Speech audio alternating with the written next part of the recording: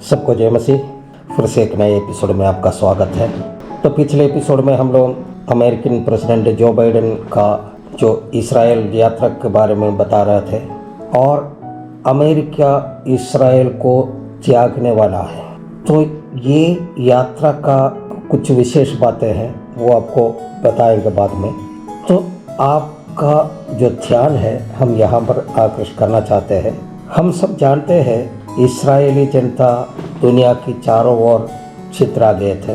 परमेश्वर की एक वायदा इस्राएल के प्रति ये है कि जब इस्राएली अपने निज भूमि पर वापस आएगा और एक राज्य बनाएगा, उस राज्य को विभाजित होने नहीं देंगे, यानी दो राष्ट्र में बंटने नहीं देंगे। वो राष्ट्र कौन कौन है? यहूदा और इस्राएल। परमेश्वर की वादा है कि वे एक राष्ट्र होंगे, एक राज्य होंगे। वो कौन सा है? वो है इस्राएल। और इसके बाद ये देश काटा नहीं जाएगा, ये परमेश्वर का वादा है। तो वादा कहाँ पर है?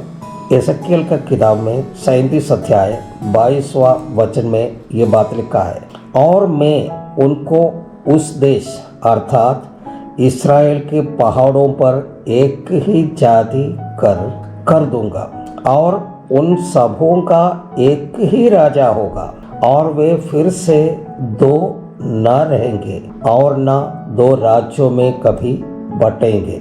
ये परमेश्वर का वादा है। हालेलुया। कब ये घटना घटेगी? यहेजकेल 37वां आयत में ही उस बात का वर्णन करता है कि सूखी हुई हड्डियों में जीवन वापस आकर वह मनुष्य के रूप में खड़े होते हैं। ये इस्राएल को दर्शाता है। परमेश्वर चारों दिशाओं से अपनी जनता को वापस लाकर एक ही जाति बनाकर एक राष्ट्र बनाकर खड़ा करता है। वही है यहेजकेल 37वां आयत। ये कब संभव हुआ? पहला विश्व युद्ध के उपरांत इसराइलियों को अपने निज भूमि में आने का रास्ता खोला। फिर दूसरा विश्व युद्ध के बाद यानी 1948 मई 14 तारीख को इसराइल एक राष्ट्र के रूप में अस्तित्व में आया। रोमन सरकार AD 17 में इसराइल को दुनिया की चारों दिशाओं में भाग जाने के लिए मजबूर करने से लेकर करीब 2000 साल बाद इसराइल अपना देश में लौटता है। इसराइल स्वदेश लौटने का दिन, इसराइल एक राष्ट्र के रूप में अस्तित्व में आने का दिन, वो है 1948 मई 14 तारीख। यहेजकेल 37वां आयत में इसराइल के बारे में वर्णन करता है, और हम लोग अभी यहाँ पर पढ़ा हुआ भाग में यह बताता है कि इसके बाद ये देश यानी कि इस्राएल काटा नहीं जाएगा। अभी हम ये देखेंगे कि बाइडेन के इस यात्रा का वजह क्या है और वो क्या प्रस्ताव लेकर गया है, वहाँ जाकर वो क्या क्या किया है। बाइडेन 14 जुलाई 2022 को इसराइल के दौरे पर गया। यरूशलेम पर इसराइल का परमाधिकार के ऊपर सवाल खड़ी करने वाला कुछ कार्यों को वहां पर किया है। इसराइल के दौरे पर पूर्वी यरूशलेम में फ़लस्तीन का लोगों का द्वारा चलाए जाने वाला एक अस्पताल का निरीक्षण के लिए बाइडेन गया था। वो जाने के समय में वो उनका गाड़ी में गया। मैंने अमेरिकन जो प्रेसिडेंट यात्रा करने वाला गाड़ी है उसको बीस्ट बोला जाता है। वो प्रेसिडेंशियल कार है, उसमें साधारण रीति से होता है। इसराइल का झंडा नहीं था जब यरूशलेम, मैंने आपको ये ध्यान में रखना होगा, यरूशलेम इसराइल का राजधानी तो बना दिया, वो ट्रंप का समय में हो गया था। उसके बाद उसका यरूशलेम का पूर्वी भाग में वो फ़लस्तीन का कब्जा में है, अभी भी फ़लस्तीन का कब्जा में है। लेकिन उसके एक दिन पहले बाइडेन इसराइल का अन्य जगहों पर दौरा में प्रेसिडेंशियल कार में अमेरिका का और इसराइल का झंडे लगाए हुए थे। यह एक अंतर्राष्ट्रीय प्रोटोकॉल है कि कोई भी राष्ट्र नेता अन्य राष्ट्र के दौरे पर जाते हैं तो उनके वाहन में अपने राष्ट्र के झंडे के साथ साथ जिस राष्ट्र में वो दौरा कर रहे हैं उस राष्ट्र का भी झंडा लगाया जाता है। लेकिन बाइडेन ने क्या किया है, फ़लस्तीनियों का मेजॉरिटी वाला यरूशलेम के पूर्वी हिस्से में जब गया तो इस्राएल का झंडा अपना गाड़ी से हटा दिया था।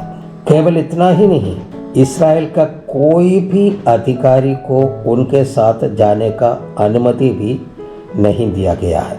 देखिए, इस्राएल का भूमि में ही इस्राएल की झंडा निकाल देता है। जब यरूशलेम को इस्राएल के राजधानी कोशिश जब से हुआ है तब से यरूशलेम के पूरा इलाका इस्राएल का है। 2017 में प्रेसिडेंट ट्रंप यरूशलेम को इस्राएल के कैपिटल का रूप में अंगीकार किया था। अगर ये अंगीकार नहीं तो भी पिछले 3000 से यानी पुरातन काल से ही यरूशलेम इस्राएल का राजधानी है, यह इतिहास बताता है।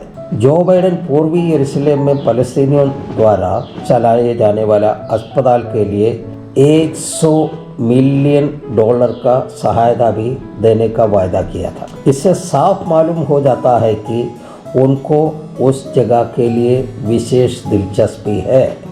जुलाई 13, 2023 तारीख को बाइडेन एडमिनिस्ट्रेशन का सिक्योरिटी एडवाइज़र जैकब जेरेमिया सलीवन का बयान में यह बताया कि अमेरिका चाहता है यरूशलेम में फ़लस्तीन का काउंसलेट खुल जाए।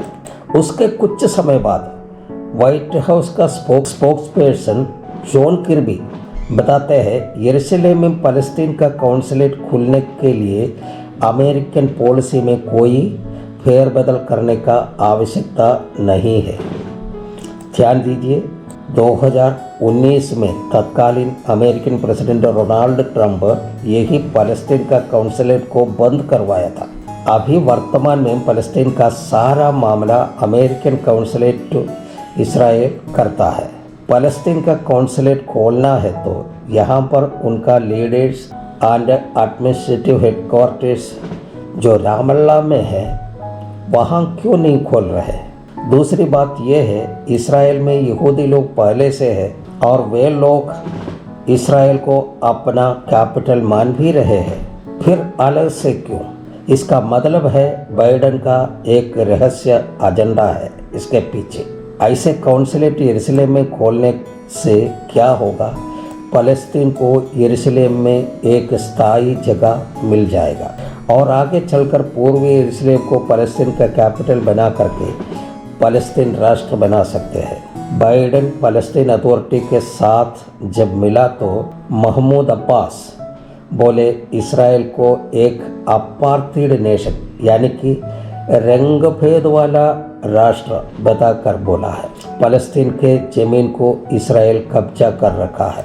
आपको मालूम होना चाहिए कि अभी के समय में बहुत सारे मसीही समूह और नामधारी कलीसिया भी यहूदियों का विरोध करते हैं। आपका जानकारी के लिए बता देते हैं, वर्ल्ड काउंसिल ऑफ चर्चेस का नवनिर्वाचित general secretary doctor reverend Jerry Pillai, वो एक साउथ अफ्रीकन का नागरिक है लेकिन वो इंडियन ओरिजिनल है, खुलकर यहूदियों का विरोध करते हैं और कहते हैं इस्राएल अपार्थाइड नेशन है यानी कि रंग भेद वाला राष्ट्र है। इस्राएली और यहूदियों के बीच के जो रिश्ता है, जो बिब्लिकल कनेक्शंस है, वो सारे बातों का तिरस्कार कर रहे हैं और यह भी ईसाई समुदाय से अपील करते हैं कि सारे सभा अध्यक्ष लोग और सभा इस्राएली यहूदियों का विरोध करें।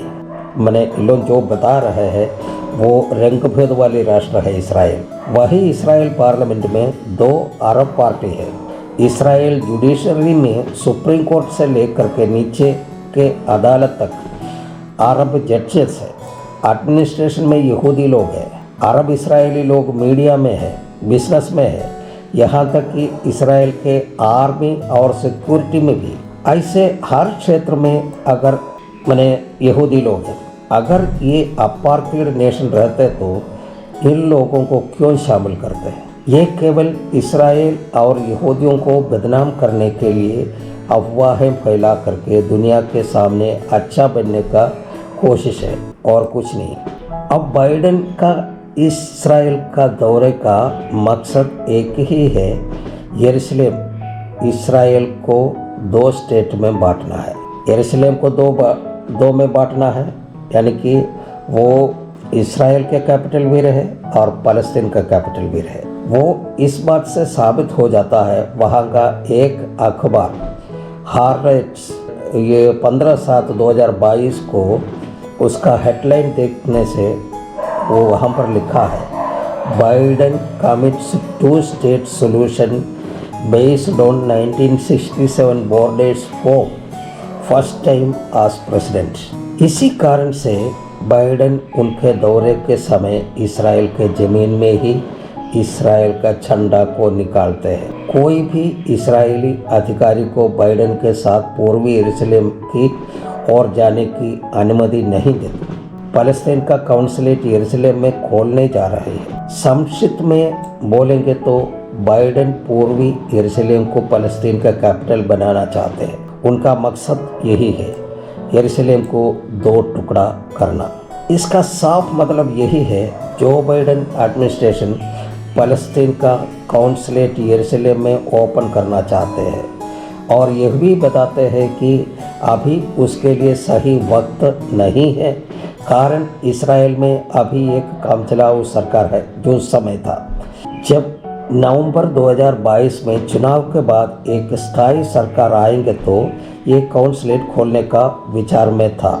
इसलिए मैंने पहले बोला है, अमेरिका इसराइल को त्यागने का योजना बना रहे हैं। इस मौके पर इस सत्य वचन को आप बहुत ही ध्यान से भय भक्ति के साथ सुनिए। परमेश्वर का कलीसिया उठा लिए जाएंगे तो इसराइल के सहायता करने वाला कोई नहीं होगा। ऐसे भविष्यवाणी या यहाँ पर सत्य साबित हो रहे हैं। हालेलुया। अभी यहीं पर समाप्त करते हैं, अगले एपिसोड में बाकी बातों को बताएंगे। तब तक के लिए सबको जय मसीह और धन्यवाद।